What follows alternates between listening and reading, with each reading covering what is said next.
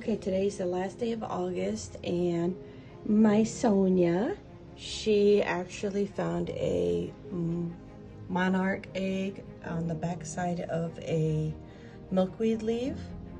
She brought it in and she cared for it. It did hatch.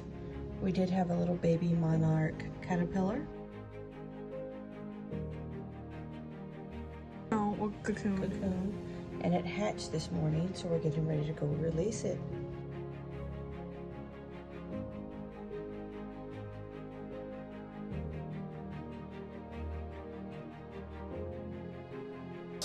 We're gonna do